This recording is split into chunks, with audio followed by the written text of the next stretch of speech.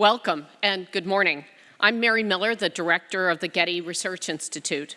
Before beginning, I want to acknowledge our presence on the traditional, ancestral, and unceded territory of the Gabrielino Tongva peoples and pay our respects to the past, present, and emerging ancestors, elders, and relatives. Welcome to all who have come to the Getty today from near and far, and we hope you will return to be scholars and investigators here, and that you will learn of our library research grants, and that you will engage with the programs across this mountain we are fortunate enough to walk on today. If you live in Los Angeles, or quite honestly, in most of the United States, in the first quarter of the 21st century, you may find it normal that art museums include pre-Hispanic art, as does the Los Angeles County Museum of Art, not far from here, along with the de Young in San Francisco, the Art Institute of Chicago. I could go on and on. The Metropolitan, of course, perhaps our most comprehensive museum in the United States. In fact, in many institutions, pre-Hispanic art is now a featured component. From the institution I was long attached to, the Yale University Art Gallery, to the Montreal Museum of Fine Arts. Over the course of today, we will be examining how it is and how it was that pre-Hispanic collections were formed, often starting as private collections of elite members of society before entering the world of the museum, all pretty much today before the Second World War. But in the beginning, starting in Mexico in 1519, the story of the pre-Hispanic past is one of loss, destruction, and removal. The conquest of Mexico itself inflicted widespread destruction of works for which we have only the slightest trace. Albrecht Dürer, the great artist of the early modern period and the son of a goldsmith, could only marvel. I saw the things which have been brought to the king from the new land of gold, a sun all of gold, a whole fathom broad, perhaps about the size of this recarved snake that's been turned into a baptismal font, and a moon all of silver of the same size. Also, 2 rooms full of armor of the people there, and all manner of wondrous works. Indeed, I cannot express all that I thought there. And no one else who saw these works made any surviving notation whatsoever before they were melted down. Some objects survived in the Kunstkammer, some survived through benign neglect. Some pre-Hispanic manuscripts were scraped of what was perceived to be idolatrous, but most were burned. Any gold that survived Any gold that was discovered and surfaced was minted. The past was lucky when it stayed buried, unknown, and generally safe from the depredations of modernity. Starting in the 19th century, in an independent Mexico, diplomats from around the world made collections that they took back to their countries, including Joel Poinsett, plenipotentiary minister to Mexico, minister plenipotentiary to Mexico in 1825, at a time when the place we stand today was Mexico, and when no one could imagine the transformation of the Ciudad de Los Angeles. Explorers made extensive collections, both inside and outside Mexico. John Lloyd Stevens, commissioned as a diplomat to Central America by President Martin Van Buren in 1839. And again, when Mexico was a vastly larger country than its neighbor to the north, where we stand today with recognition of that pastness and multiple narratives. And because of we know of so much of the Maya world from the drawings and lithographs by Frederick Catherwood, but because Stevens' materials and his small-scale handheld objects were physically brought to the United States, they were never recorded. This is the only one I know of. Or if they were, those materials were lost at sea, along with Catherwood himself in 1854. The old Smithsonian building would burn to the ground in 1865, taking Stephen's collections with it. That world of the mid-19th century was full of fakes, authentic objects and forgeries as well. Frederick Church, the most highly prized American painter of the mid-19th century, bought dozens of them when he spent winters in Cuernavaca. Later in the century, archaeologists would bring back materials, a practice that continued in some countries until relatively recently, often in ways that reflect how foreign investment in Latin America intersected with archaeology. The large section of the Copon staircase at Harvard, now installed at the Peabody Museum, spent some 20 years at the Fogg early in the 20th century, the Art Museum of Harvard, under its former name, was recognized as a seminal work of art before being returned to the Peabody in the 1930s, when it was deemed too ethnographic to be exhibited in the same space as old masters. There's a phone ringing somewhere. It can't be mine. Before World War II, Mesoamerican art was indeed largely the province of the ethnographic or the Natural History Museum and the private collector, and it remains well represented in those places today. Few art museums even dip their toes into the works of Mesoamerica before 1940. Those that did, like the Met, as we will hear today, made purchases and then changed their minds. The Met sent their pre-Hispanic materials off to the Museum of Natural History across Central Park. And again, as you will see today, Yale's Peabody Museum made a major collection in the 19th century when the Art Gallery across campus took interest in pre-Hispanic art. It would be after World War II, and it would be a collection largely forged by the Stendahl Gallery of Hollywood, California. So let me use this mention of Stendahl to introduce the Getty Pre-Hispanic Art Provenance Initiative.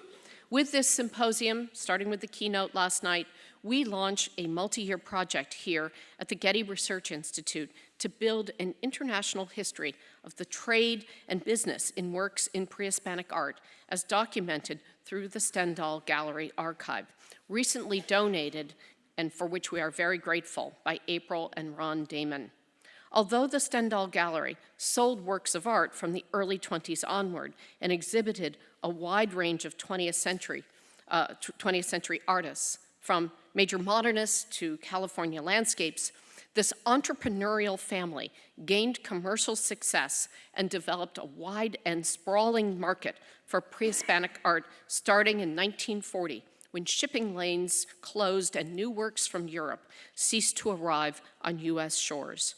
Today's conference takes us right to that moment. For our future project, scholars from around the world, and especially from the United States and Mexico, will study the Stendahl archive. We hope this process will foster collaboration among institutions with complementary records from Leiden to Berlin to Princeton to Mexico City, each of which holds missing pieces of the puzzle of how it is that pre-Hispanic art began to be known as just that, as art, and generally left the confines of the Anthropology Museum for the Art Museum. This project extends the Getty Research Institute's decades-long commitment to provenance research, which has included comprehensive study of the early American art market, digitization and analysis of art sales records from the 17th and 18th century Britain, and reconstruction of the Nazis' movement of art during the Third Reich. The Pre-Hispanic Initiative is also part of the Ancient Worlds Now, A Future for the Past, a 10-year effort at Getty to address threats to pre-modern cultural heritage around the world. Today, we host a conference in which the history of pre-Hispanic collecting before the age of Stendahl is our subject. How did explorers and ambassadors and travelers and artists form collections of pre-Hispanic art in Mexico? And what happened to these collections? Our event today has come together very quickly here in my first few months at the Getty Research Institute. Busy scholars from Europe, Mexico, and the United States committed to the symposium quickly. Thank you. I am grateful to everyone who works in the Greater Director's Office at the GRI, too numerous to spell out here, but most particularly to Kim Richter, who quickly embraced the prospect of this research project and the conference today, and to Sue Kang, who took on the logistics and who has made every step an easy one for our visitors at Getty. Alicia Houtro will be the project manager into the future for this project, and she will help turn it from anecdotes into history. Adrian Casares, John Keefe, and Leah Johnson have all made our preparations run smoothly, and you will see them as the staff who help us make this day run on time. Since arriving at Getty a few weeks ago, Andrew Turner has also thrown himself into the project. And most of all, I am grateful to the Getty Trust, which has given unconditional support to the study of pre-Hispanic provenance. Thank you.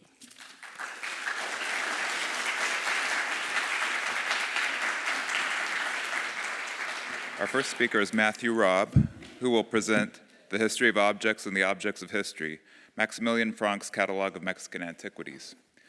Matthew H. Robb is chief curator of the Fowler Museum at UCLA, where he oversees a collection and exhibition program that emphasizes works from Africa, Asia, the Pacific Islands, and the Americas, past and present. Previously, he was the first curator of Arts of the Americas at the de Young Museum in San Francisco, where he curated the award-winning Teotihuacan, City of Water, City of Fire, and edited the accompanying catalog. He has also held curatorial positions at the St. Louis Art Museum, Walters Art Museum, and the Princeton University Art Museum. Robb's earned a master's degree from the University of Texas at Austin and a PhD from Yale University. He has lectured and written on a broad range of topics in the indigenous arts of the Western Hemisphere and was a scholar in residence at the Getty Research Institute in 2015.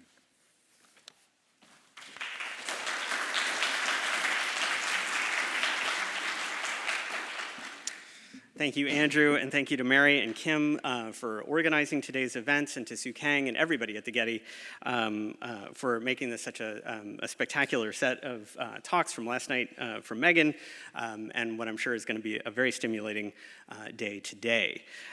So we are going to be taking a step back to see how the market for pre-Columbian objects came to be. In my talk, I'm going to focus on an album of drawings made by the German artist Maximilian Frank that he made of public and private collections in Mexico City in the late 1820s. I'll focus on the history of one object from that album in particular, an object that connects the world of collecting with the early 20th century world that Megan so powerfully described last night. In so doing, I intend to explore what it means to create biographies of objects in our discipline. And I should say at the outset that this work would not have been possible without a rich network of collaborators, many in this room, as well as colleagues at the British Museum, at the Brooklyn Museum, the Cleveland Museum of Art, and the American Museum of Natural History, all of whom have generously contributed pieces of this puzzle. There's not a whole lot known about Maximilian Frank, or at least not a whole lot that I've been able to figure out. Maruna almost certainly knows more. He apparently, according to most reference sources, he was born in Dusseldorf and died in the 1830s, but sources vary as to exactly when and where. Again, most of those major references say that he died in 1830, but unless we were dealing with an entirely different individual, our Frank was writing letters from Paris in 1831. He seems to have produced at least one other major work in 1818. You see a selection from that here, an illustrated catalog of about 80 German artists with competent renditions of everybody from Holbein to Goltzius, who you see here. But by the late 1820s, he was in Mexico City and apparently came to the attention of the aforementioned Joel R. Poinsett and stayed at his home, in fact, for a couple of years. Poinsett, as Mary mentioned, was then serving as the United States' first diplomatic envoy to the then recently independent nation of Mexico, and presumably Frank used Poinsett's social and political connections to gain access to the local private collections of Mexican antiquities that Poinsett had come to know about. These and other introductions led Frank to the nascent National Museum, founded in 1825. Over the course of his time in Mexico City and at the National Museum, Frank would begin the process of drawing hundreds of objects in collections across the city. But his motivations for doing so remain opaque. Besides his own project of cataloging German artists, what models did Frank have in mind when embarking on such an ambitious effort? How would he have conceived of the goal of such a project?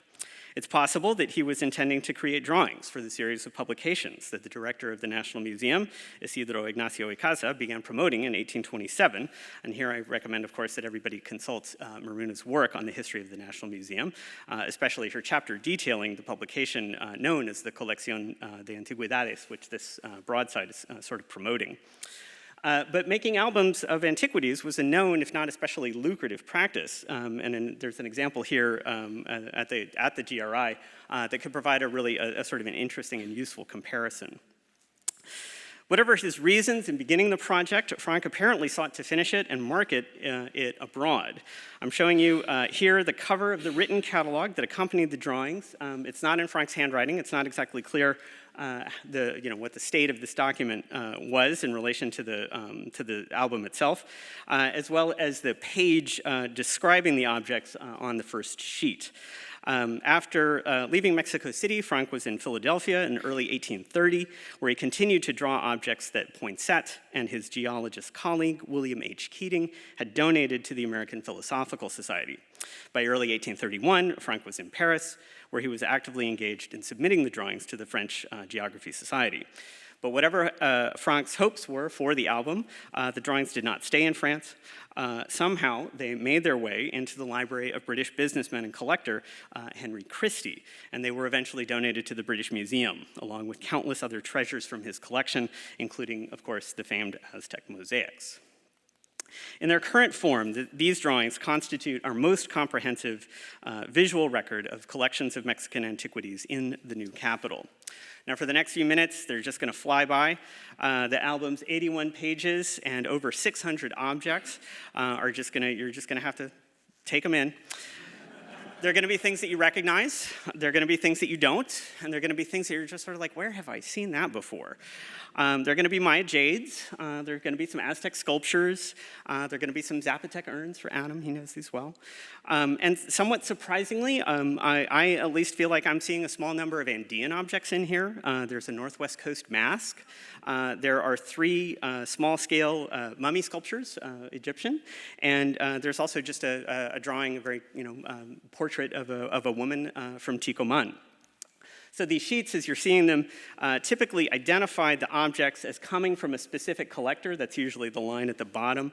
And there are all these little annotations next to the text, or next to the drawings, that provide a little bit more information sometimes, as well as sometimes Frank's brief interpretations of the sculptures.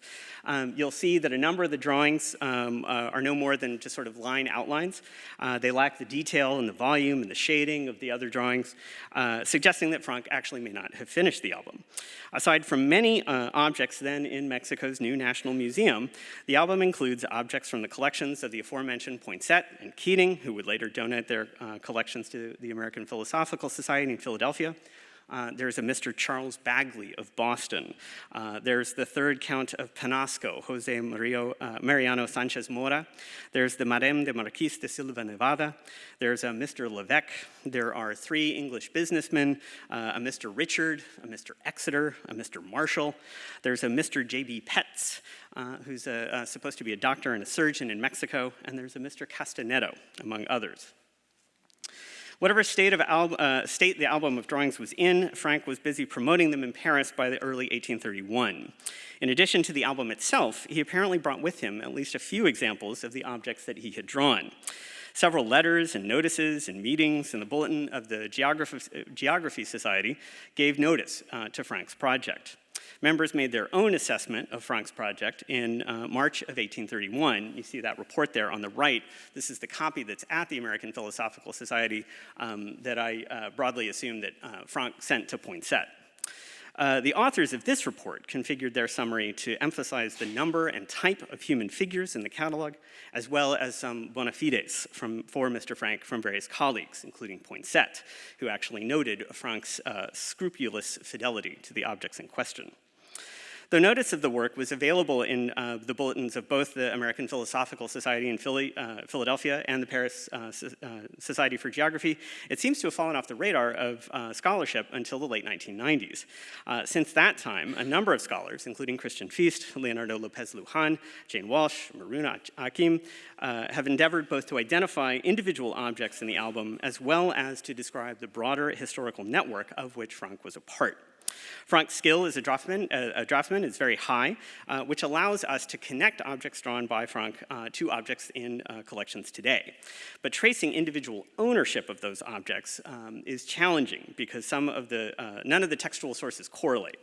So the annotations on the individual sheet and Frank's written catalog and the French Society report, they're not consistently compiling this information, so you have to do a lot of cross-checking.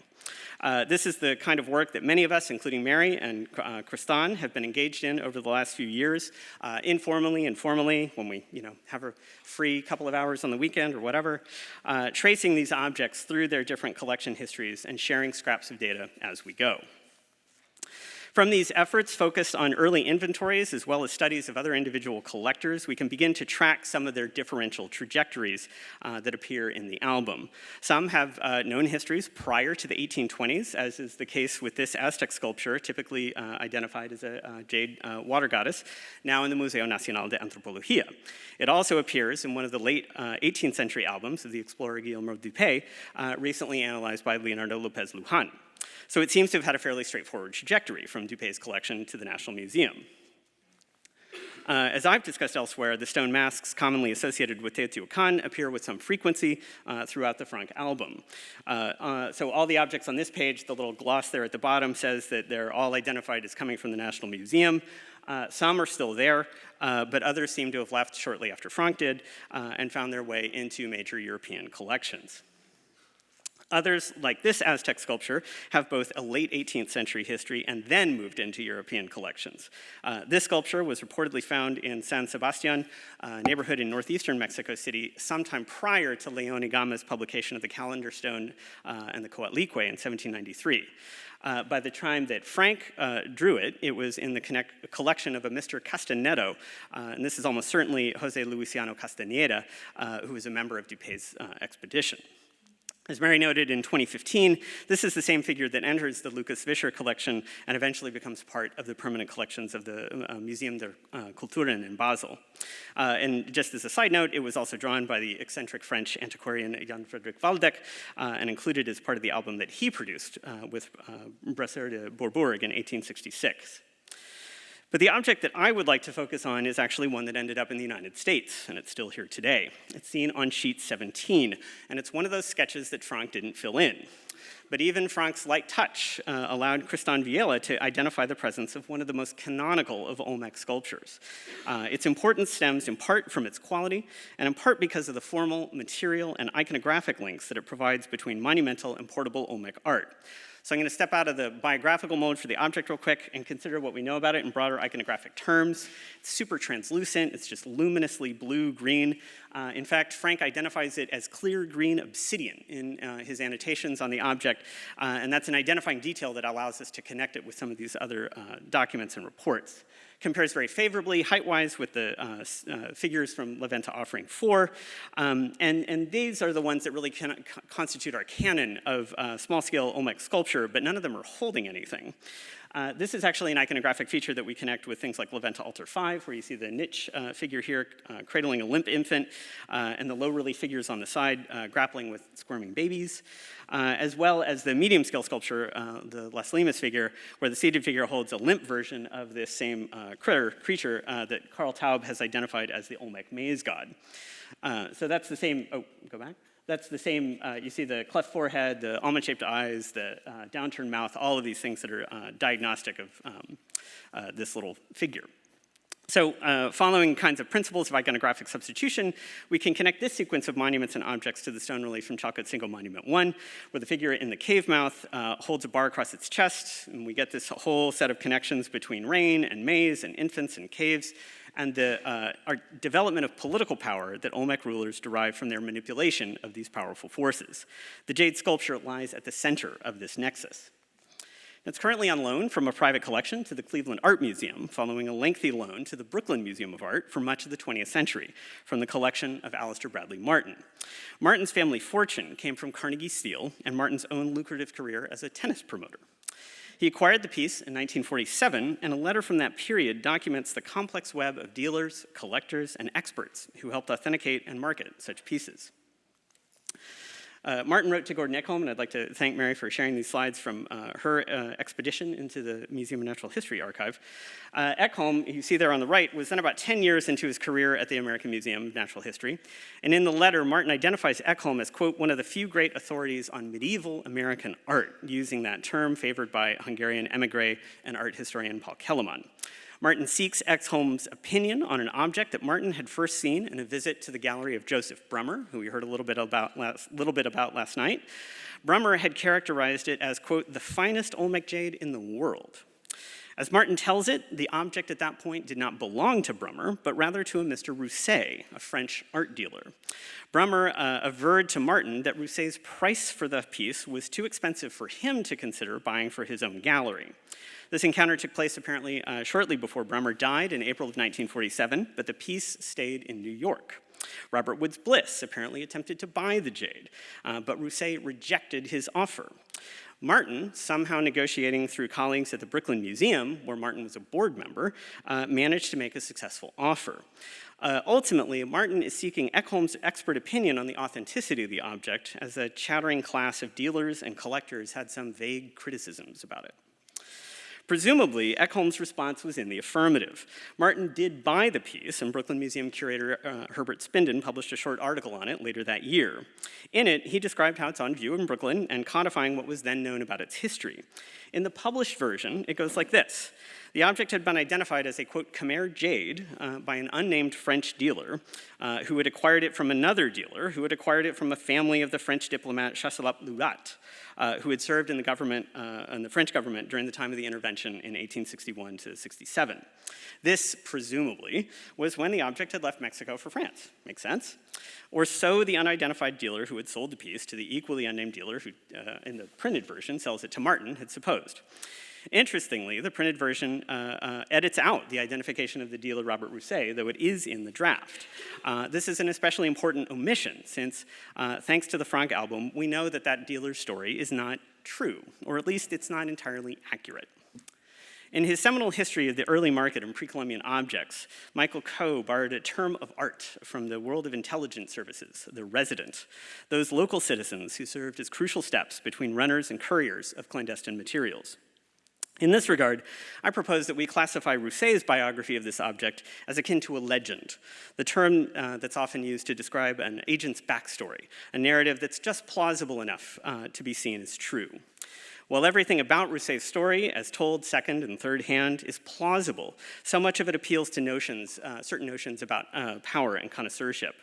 Who exactly performed the work of reattributing the object from Khmer to Olmec, an art tradition still very poorly understood in 1947? Quite the coup for someone to have done that, and rescued this gem of an object from its jealous guardians, a conservative French family, no less. We must always treat such legends, however appealing, with some skepticism. Thanks to the careful annotations in the Frank album and his letters, we can, with some confidence, outline a different chain of ownership. The note on sheet 17 identifies it as being in the possession of a Mr. Posada, curé de séminaire. The handwritten catalog omits this information, as does the report published in March of 1831, but Frank's own letters, written from Paris later that spring, specify it further, that Posada was the curé de la Catedral de Mexico, and that he had lent this object to Frank, who presumably had it with him when he was in Paris. In this context, it seems clear that Posada is likely Manuel Posada y Garduño, the later Archbishop of Mexico. Rather than an object taken from Mexico during a French military and imperial venture, as the dealer Rousset would have had Alistair Martin believe, we have instead a case where a religious official in Mexico lent an object to a traveling artist, who in turn presumably took the object with him on his travels from Philadelphia to France, and then the object eventually returns to the United States over a century later. Multiply this story by 600 or more, and we begin to understand the scope of the work in deciphering and piecing together the multiple and multivalent histories of all of the objects in the Frank album, as brought together at a key moment in the history of Mexico as a nation and at a key moment in how its ancient past was going to be understood. Government of the new nation responded quite quickly to the numerous reports of foreigners leaving with antiquities by outlawing this practice in 1827. But of course, we know that the practice continued. Indeed, grouping together objects of images, or images of objects, as well as architecture from these ancient sites in oversized, expensive publications came to characterize this field in the middle of the 19th century. Frank did not draw the ruins themselves, but perhaps these are the kinds of publications that he had in mind for his own catalog, a book on the order of Kingsborough, or Baradere, or Catherwood. These ambitious tomes and portfolios occasionally exceeded the grasp of their authors, driving them into bankruptcy, or simply failing to find the requisite number of subscribers to make the effort worthwhile. There may not have been enough interest because the market for these antiquities did not yet exist. So I look at some of these publications as kind of prescient failures. By the middle of the 20th century, of course, lavish publications like those of Stendahl's, made in collaboration with Hasso von Winning and published by Harry Abrams, function partly as a sales catalog of sorts. With its careful categorization of listing of owners and provenance, it performs many of the same functions as Frank's album made a century prior.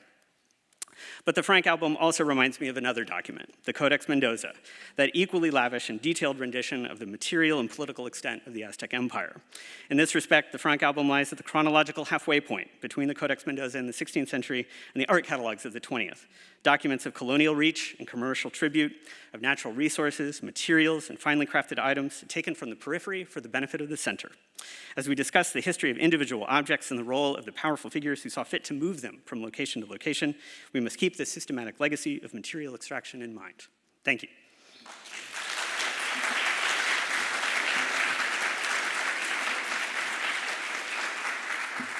Our next speaker, Adam Sellen, will present Local, Regional, and Imperial Rivalry, Archaeological Collecting in 19th Century Mexico.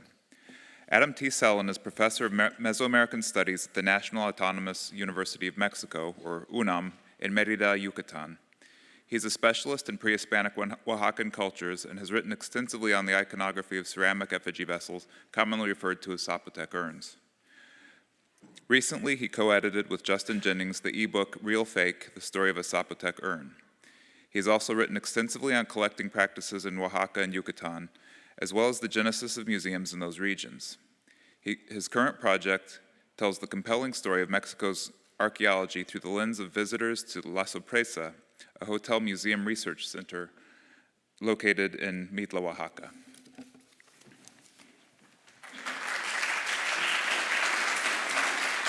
Here we are. Well, thank you very much for that nice introduction, and thank you for the invitation to come here to speak today. I'm quite honored to be here at this extraordinary event that Mary Miller has put together. When I was asked to talk about collecting in the 19th century, I entered into a bit of a panic because that's 100 years.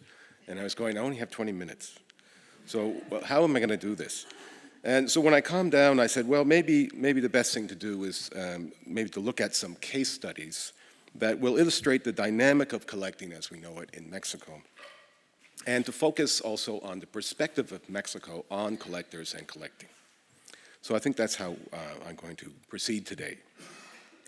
The 19th century, as we know, was the age of archaeology, when an amalgam of antiquarians, curators, writers, and artists were embarking on a massive enterprise of retrieval and resurrection of lost civilizations, documenting, collecting, and selectively illuminating the unknown regions of the earth. The desire for empirical knowledge in this largely Western enterprise was inseparable from the imperial desire to obtain things. Yet it is crucial to understand that intellectuals from those areas being studied also actively participated in the collecting process. Equally important was that the countries involved, both the sources of antiquities and those that desired them, were edifying museums and needed content for these so-called museums of science. And I think the result was this often unruly and obsessive competition for the same material evidence. one that ultimately led many countries of origin to create legal frameworks to protect their ancient heritage, while also engaging intellectually with their foreign counterparts. Now, I don't think there's one singular moment that Mexicans became aware of the importance of protecting the remnants of their past, but the 1826 export and sale of an archaeological collection in France marks a clear milestone. In that year, Latour Allard, a young Frenchman, acquired a large collection of antiquities composed of artifacts and drawings from Captain Dupé's expedition in Mexico, a commission that had been funded by the Spanish crown, as well as several documents belonging to the Butterini collection. Luciano Castañeda, who we've heard about, Dupé's draughtsman, had sold the collection to Allard, who then shipped it to France and very publicly tried to sell it to the highest bidder. Now, a fellow by the name of Thomas Murphy, a commercial agent from Mexico who was stationed in Paris, had met Allard at a party sometime and was shocked to hear of the sale of this heritage. So he fired off a letter to the Mexican minister in London, England, vigorously denouncing it. How was it possible, Murphy said, that Castañeda felt he had a right to sell these artifacts given their importance to Mexican science? And since Dupé's commission had been sponsored by the government, he suggested that they threaten Allard with a lawsuit. But the problem was that the previous government was the Spanish government, right? And so he was saying, well, it's possible that Spain might try to exercise their rancid rights over this collection. Well, we know what happened. The collection was sold, and Mexico didn't stand a chance of getting it back. But here, dates are important, because a year after this incident, in November of 1827, a prohibition on the export of antiquities and monuments took effect, aimed specifically at the ports of entry. Now, the focus on the ports made sense because that's how people entered and left Mexico for most of the century. And this is where many people got caught breaking the law, such as the American consul Louis Aimé, who in 1884 claimed he was exporting from the port of Progreso, Yucatan, and I quote, "sherds and other bits of ancient rubbish of no interest to anyone," end quote. But when the customs agent, Miguel Arcos, poked around in the barrels of dirt, he found that they had been seeded with objects, quite valuable objects at that. And clearly, customs officials at the ports were the first line of defense, and many, like Arcos, did their job admirably. But of course, we heard last night that many did not, and well, of course, we were being bribed, and that's how objects left the country. Now, because of this incident, Aimé lost his job as consul, only to be replaced by the infamous Edward H. Thompson, seen here in a very embarrassing before and after. Now, Thompson, as we know, went on to larger schemes, such as looting the sacred cenote of Chichen Itza, and more on that later. Over the course of the century, these well-documented infractions, often carried out by officials with diplomatic immunity, motivated Mexicans to put in place a series of laws and measures, including an archaeological inspection to protect ancient remains. Now, academic literature is rich with diachronic studies on heritage laws, but I take a different approach because in my view, Mexico's laws regarding heritage are responses to events and often couched in a nationalistic discourse. I like to focus on specific cases, and I try to unpack the politics behind them. The intense interest in Mexico's past, which surged towards the end of the century, was an opportunity to benefit politically. Because we all know that if you have something that someone else wants, then you can use it to exert leverage. Where have I heard about that lately? Anyway, well, we won't go there. We'll see how this played out in the past. At the beginnings of the administration of Porfirio Diaz, that in 1880, they entered into a partage agreement with the French explorer, Désiré Charnay. That's a little bit of background for those who don't know. France invaded Mexico in 1864, and Napoleon III installed a Habsburg Duke, Maximiliano, as emperor of the country. And after a bloody conflict, the French withdrew, and here he is getting his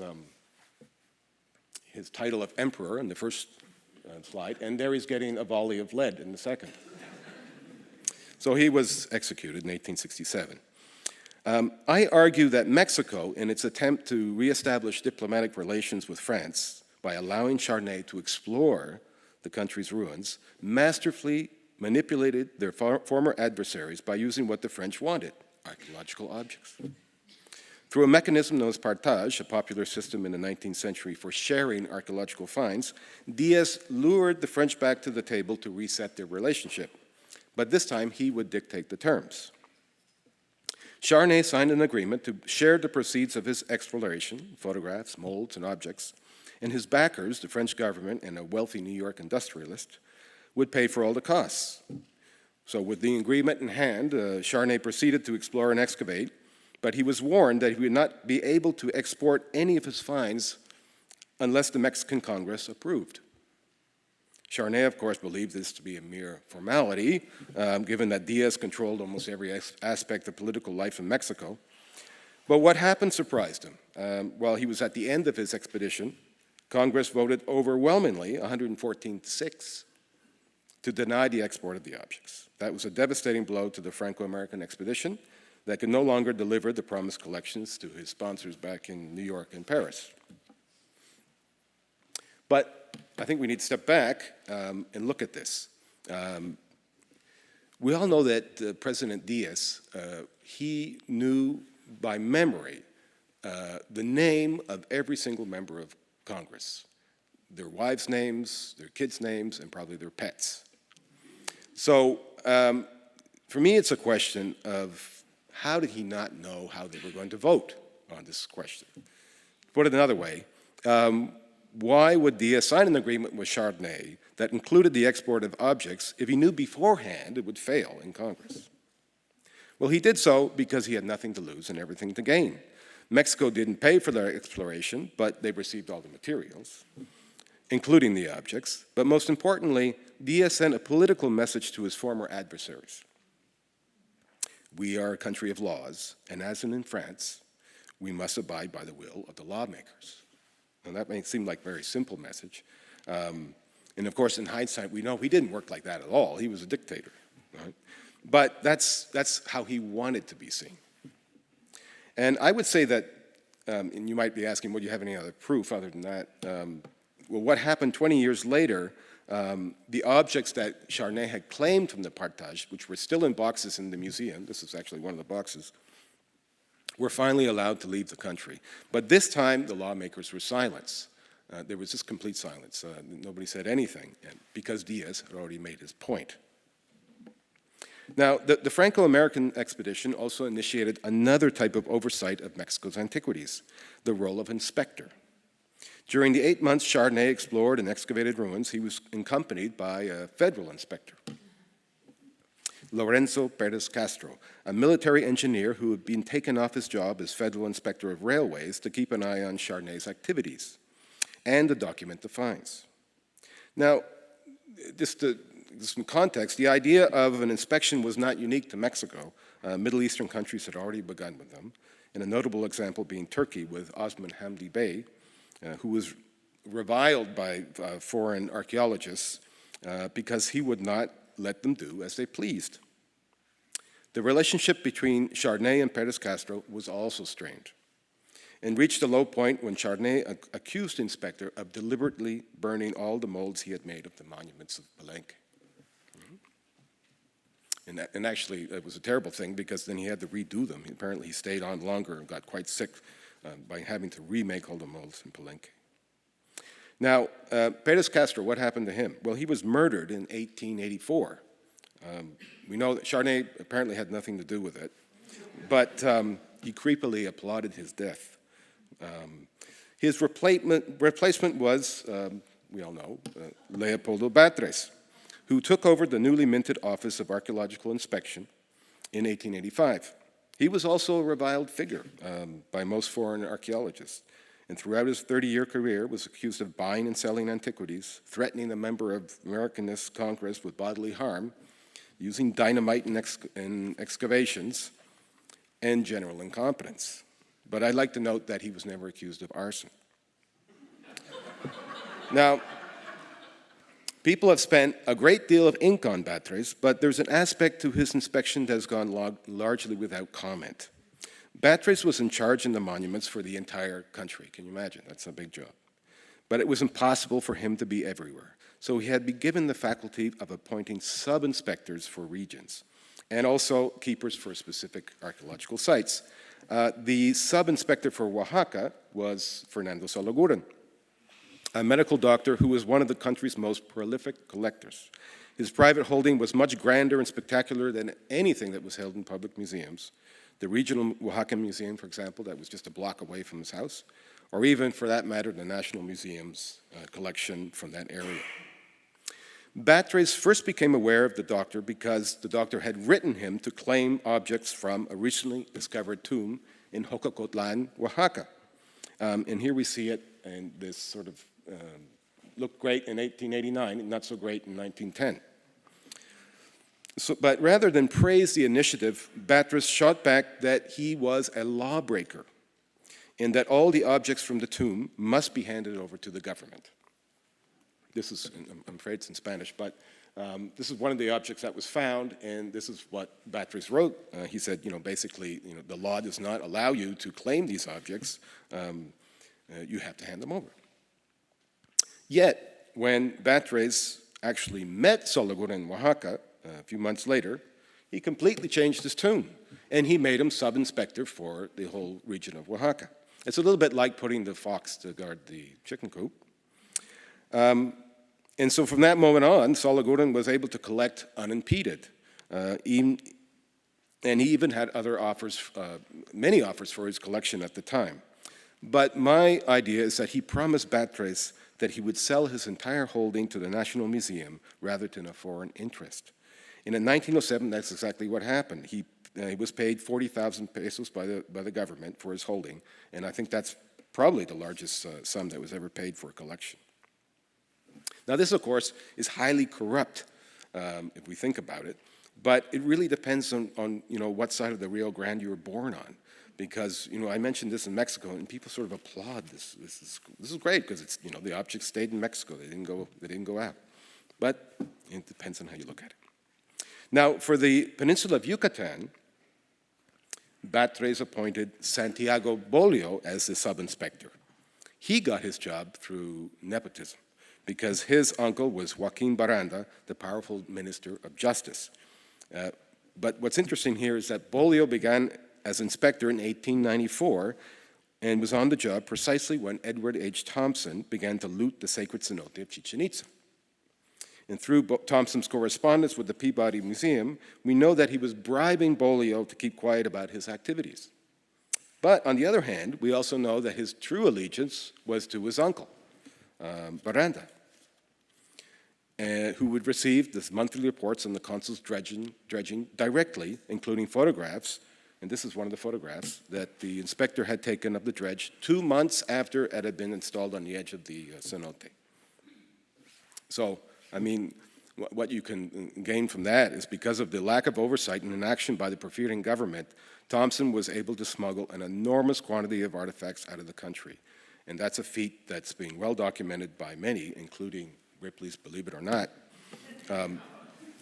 Now, this is a serious, actually, piece of evidence, because I found this in the INA's institutional archive. They were upset about that. Now, at the beginning of this talk, I mentioned that the 19th century was the age of archaeology, a description that has been echoed in the literature. But I think a better way to describe it would be as the age of competitive archaeological collecting. It almost sounds like an Olympic sport. Because that's what really was going on. A host of different actors, Mexican and foreign, were all vying for the same materials of the past. And while they collaborated on some academic questions, the thrust of their interest was assembling collections to hold in their respective museums. Many laws and measures were enacted to control this process, and we now have an entire history of legislation to contend with. But if you look deeply at the different causes that underwrote many of these laws, as well as the reality of how laws were applied and archaeology was inspected, you will find a history of self-interest, manipulation, and corruption that continue to be salient themes well into the 20th century. Thank you.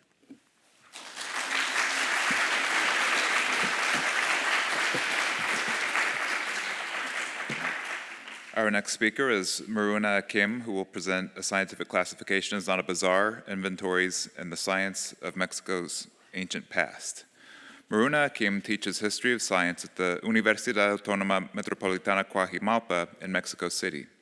Her research interests have focused on the material cultures of the Spanish-American Enlightenment, on the history of medicine, and on the history of antiquarianism and the collection building in 19th century Mexico. Her most recent book, From Idols to Antiquity, Forging the National Museums of Mexico, reconstructs the history of the museum during its early decades. Presently, she is co-editing, together with Susan Dean Smith and Sandra Rosenthal, a volume on the history of the National Museum as told through a series of case studies focused on objects in the museum collection, entitled Objects on the Move, Collecting, Displaying, and Dispersing Mexico's National Museum.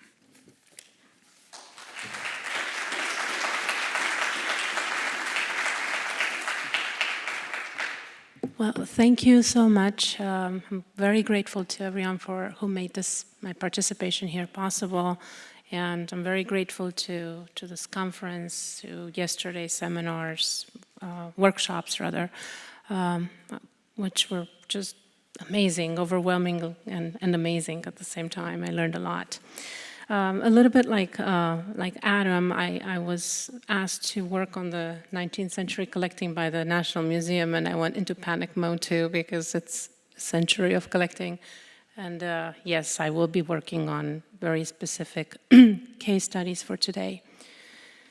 For the Americanist Congress held in Mexico City in 1895, Jesus Galindo y Villa, director of the National Museum at that time, produced a catalog of its archaeological collection. The collection had grown over the past decade, and the public insisted on a guide to the objects that excited their curiosity. But not satisfied with his catalog, Galindo y Villa wrote some years later, "I must warn the reader that an acceptable definitive classification has yet to be established, as we still lack all the elements for it. A scientific classification is not the affair of a one-day's labor, nor is it only just a matter of separating objects, as one would in a bazaar." Let us take Galindo y Villa's frustrations as a starting point for this talk to ask, when is a list of objects of a bazaar? Conversely, what would a definitive scientific classification look like if one had all the elements to produce it? Furthermore, do objects exist if they're not classified? Inventories and catalogs of the National Museum's collection over the course of the 19th and early 20th century revealed that there was not one single answer to these questions. In 1828, 3 years after the foundation of the National Museum, when Ignacio Cubas and Isidro Icaza, the museum's first director, put together its first inventory, they organized the 300 or so archaeological artifacts by donors, reflecting on the gift economies and elite sociabilities characteristic of the antiquarianism of the late Enlightenment. Objects were given cursory one-line descriptions. For instance, the colossal simulacrum of the Tehuayamique refers to Coatlicue. A bowl manufactured like a Flemish cheese is a lot harder to identify. 80 years later, in 1907, when German scholar Edward Seller produced the inventory of more than 10,000 objects in the archaeological section, he classified them whenever possible by civilization and provided specific information about material, size, provenance, and donor. Was the 1828 inventory a bazaar? Was Seller's 1907 inventory a scientific classification? Genaro Garcia, the museum director who commissioned Seller's inventory, did not think so. In fact, he was so unhappy with it that he appointed Leopoldo Batres to produce a different one. What was Genaro Garcia expecting? What do inventories, Icazas or Sellers, reveal about the ways the museum collected and endeavored to make sense of objects? This talk seeks to answer these questions by looking at various inventories, which are understood broadly as both visual and written lists, to find out not only what objects the museum collected, but also how objects came into being in the process of classification.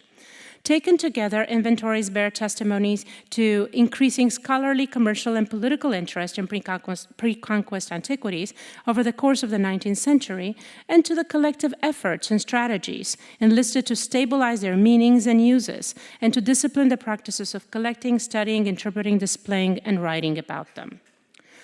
The style of Mexico's ancient past.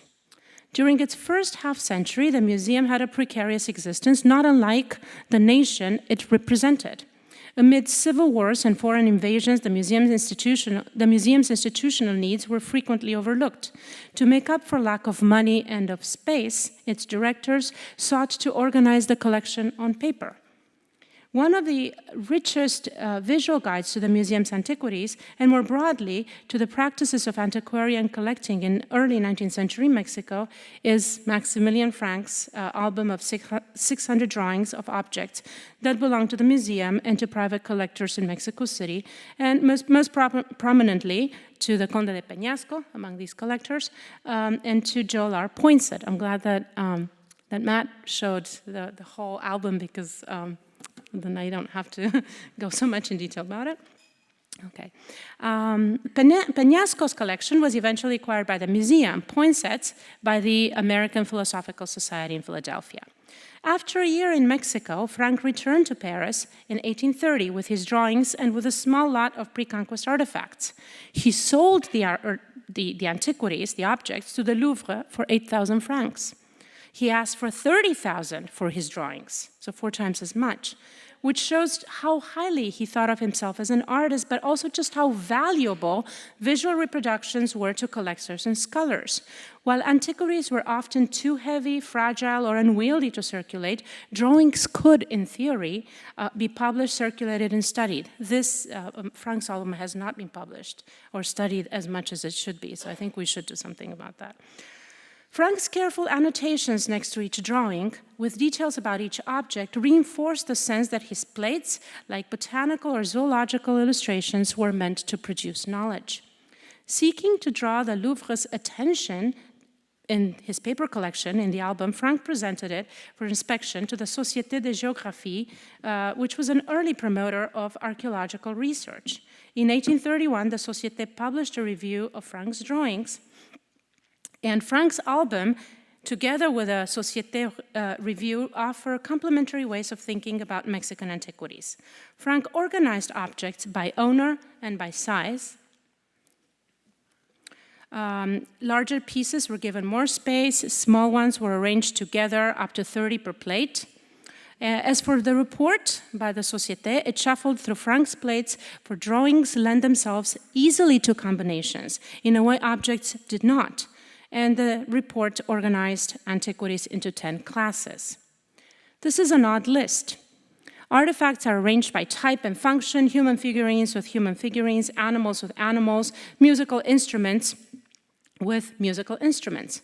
A 10th class comprises miscellaneous things, those which could not be easily sorted out into previous classes.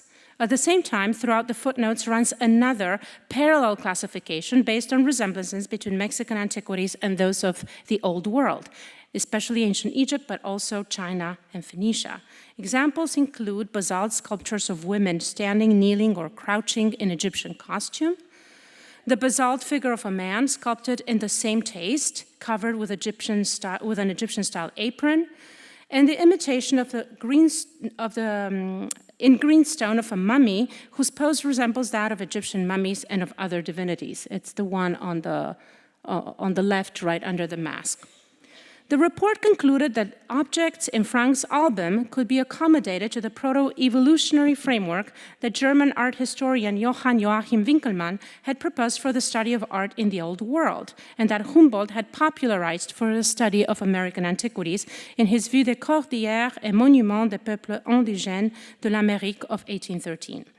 Working from the premise that style was an index of material and intellectual progress, and that it evolved towards a perfect imitation of nature, especially with regards to human and animal physiognomy, the report ventured the following historical account of the origins of American civilization. It's an account that has been rejected since, or it's been made much more complex.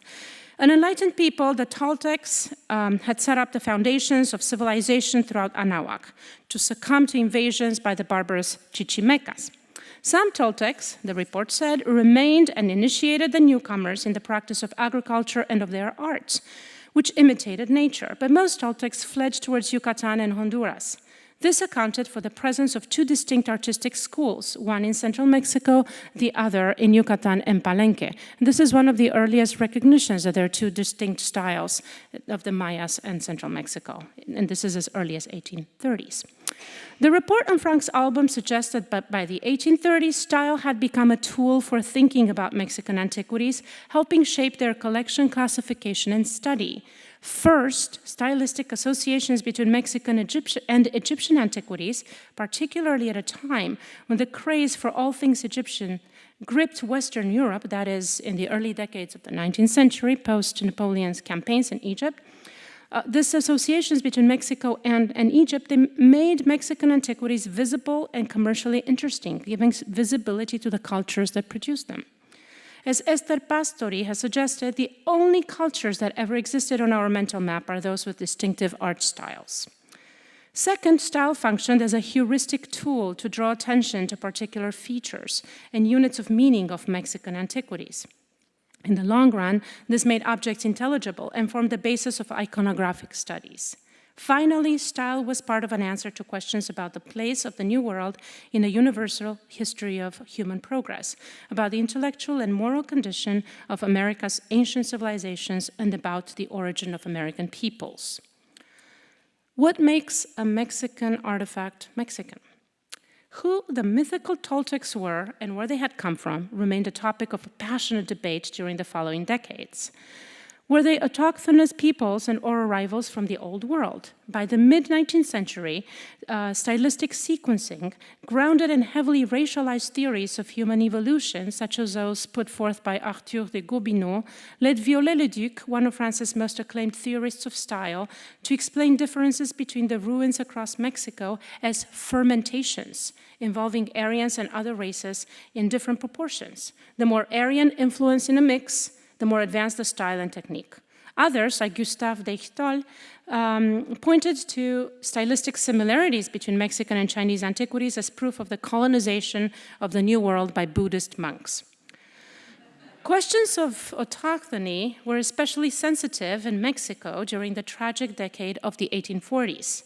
The museum collection had grown after the purchase of objects from the Conde de Peñasco's collection, and this put even bigger pressure on curators to display it in some comprehensible fashion.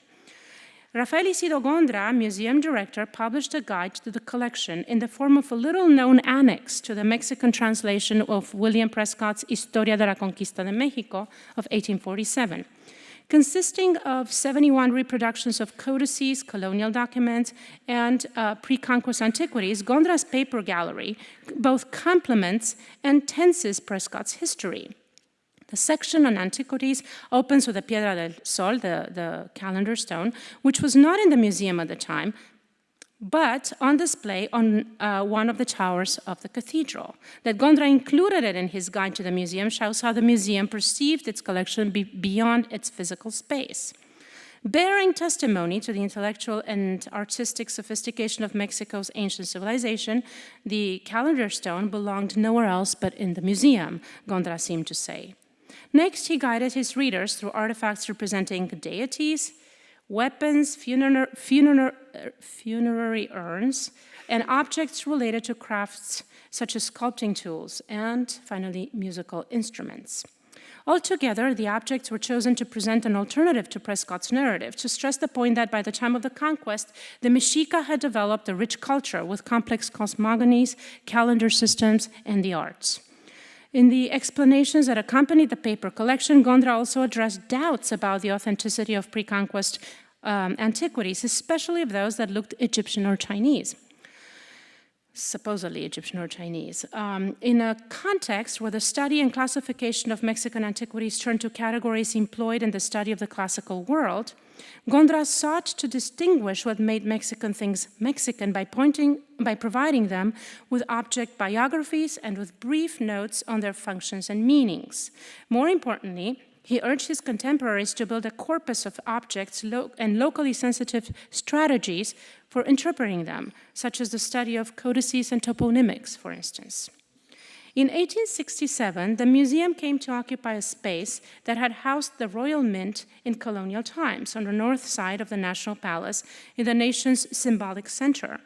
It is a measure of the museum's increasing importance as a research center and of the emerging alliance between the Porphyrian state and the archaeological sciences that by the beginning of the 20th century, the collection had grown to thousands of objects.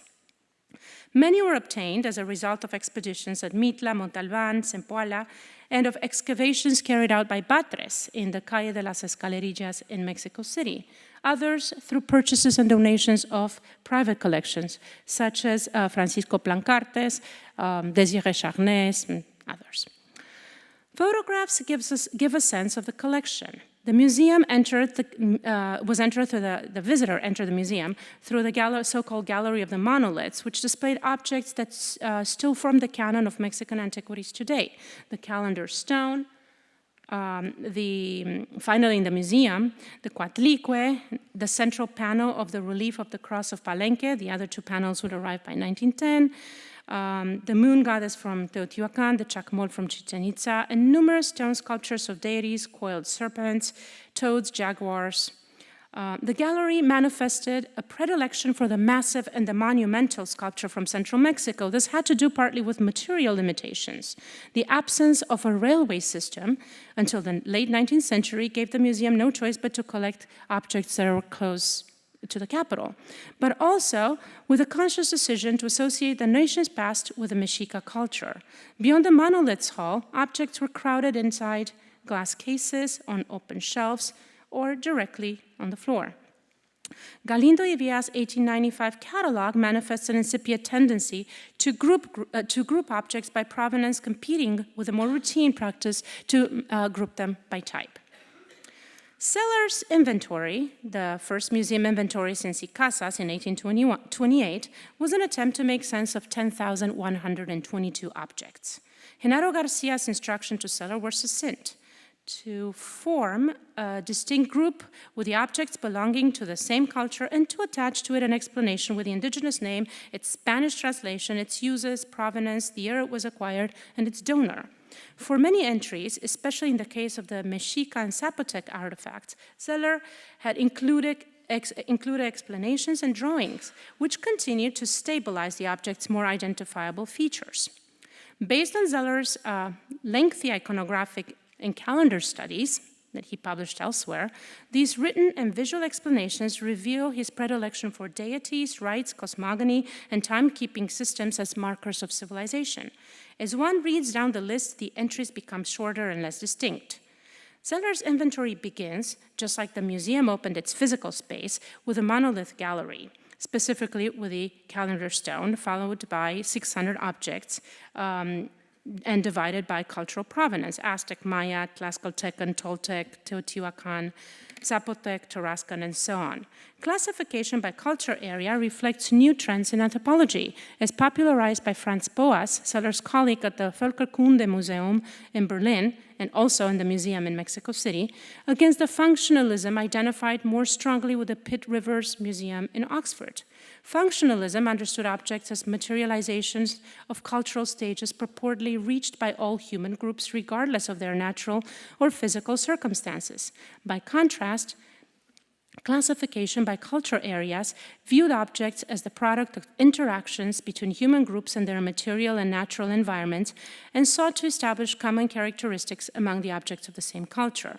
The very definition of Mesoamerica 30 years later as a geographically circumscribed and culturally identifiable area is a development comes out of this early 20th century thinking about objects such as Zeller's. Okay, by way of conclusion, I would like to follow the trajectory of one type of object through inventories over the span of a century. This, we're talking about, it's not the same object, it's a type. Humboldt opened his Vue des Cordillères et Monuments with a sculpture of an Aztec priestess. That's what he called her. He thought she was deformed because she supposedly lacked hands and compared her to the Egyptian goddess Isis on the basis of her kalantika. Maximilian Frank, in 1830, suggested that she was the mother of gods. In 1857, José Fernando Ramirez, she's on the right, the white, looks white on the lithograph. In 1857, José Fernando Ramirez, director of the National Museum at the time, took issue with Humboldt in his description of the museum's archaeological collection. Humboldt had mistaken her hands for feet, and her head ornaments had nothing to do with Isis's kalantika, but were an attribute of Aztec nobility or divinity. Still, José Fernando Ramirez, did not know which deity she represented. Zeller finally gave her a place in his inventory as Chalchutlique, a water deity, and called attention to characteristic cotton fringes that frame her face and the folded paper decoration at the back of her head. Objects such as the Chalchutlique are not ontologically stable entities. They are transformed between inventory and inventory by the very gesture of classification, acquiring density, detail, and value. Their place in the list made possible by interactions between various agents: curators, draftsmen, scholars, merchants, legislatures. Some objects, such as the Aztec priestess turned Chalchutlique, persist. Others manage a tenuous presence. For instance, small pots made of thick clay, corresponding to entry 9,935 in Zeller's inventory, hardly leave a mark on the imagination. Still others disappear, as is the case with those pots resembling Flemish cheeses in the first inventory of the museum. To pore over a century of inventories of the archaeological collection at the National Museum is a stratigraphic endeavor of sorts. Sometimes, the record allows us to reconstruct entire series. Other times, the record is discontinuous, inviting speculation about the appearance or disappearance of specific objects. Taken together, lists tell the history of the collection, most notably of its expansion in the course of a century. But a list is both more and less than the physical collection itself. It both complements and contradicts it. Each inventory a reflection of a specific moment in the history of collecting. As criteria for collecting change over time, so do the objects and the lists that both reflect and shape those criteria. A definitive classification of objects of the kind Galindo y Villa aspire to is impossible. No list can permanently contain things together with the intellectual ambitions, disciplinary norms, interests, or anxieties that make them come into being or fall into oblivion. Thank you.